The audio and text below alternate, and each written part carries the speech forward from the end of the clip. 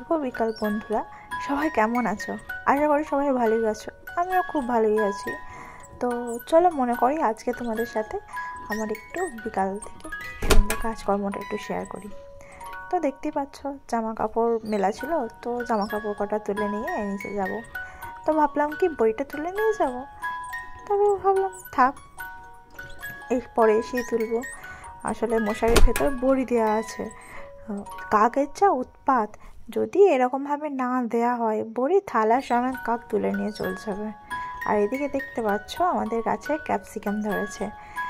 আসলে যখন গাছটা লাগানো হয়, তারপর যখন ফলটা হয়, কতই না আনন্দ হয়। আর এদিকে আমার বেটি শোনো বেরিয়ে চলে এসেছে। বিকালবেলা আবার বেড়াতে না গেলে মনটা ভালো লাগে না। তো বেরিয়ে এসে বোতল নিয়ে এখন গবেষণা করতে বসেছে। এই চলবে সন্ধ্যা থেকে। আর এইদিকে দেখতে পাচ্ছ আমি বেডিশনের জন্য খাবার করিনি। তো ওটস, সুজি এগুলো আমি একটু অনেকটা করে নিয়ে ভেজে রেখে দিই। পরে যখন খাবার করতে যাব তখন যেন তাড়াতাড়ি সময় খাবারটা করা হয়ে যায়, তাই একবারে অনেকটা করে শুকনো খোলাতে ভেজে নিই।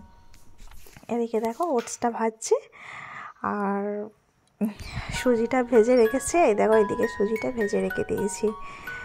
আর আজকে ওকে সুজি খাওয়াবো রাতে, তাই সুজি খাবারটা করে নিচ্ছি।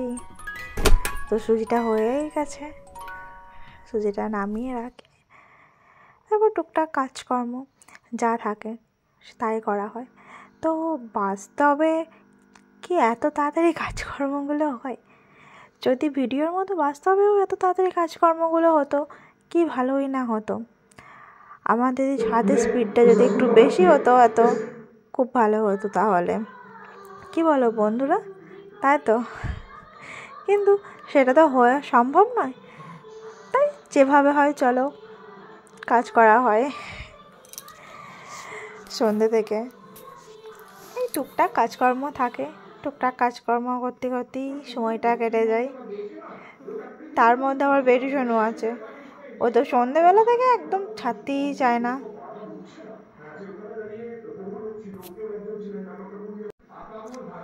তো রান্নাঘরটা সবারই পরিষ্কার থাকুক, সবাই এটাই চায়। পরিষ্কার পরিচ্ছন্ন থাকলে দেখতেও ভালো লাগে। আর এইদিকে দেখো আমার বেটি শোনো ঠাম্মি দাদুর সাথে খেলা করতে লাগে গেছে। ওই সেই বোতলটা নিয়ে এখনও গবেষণা চলছে। তো চলুক, আজ এইটুকুই থাক, আবার পরে একদিন কোনো ভিডিওতে দেখা হবে।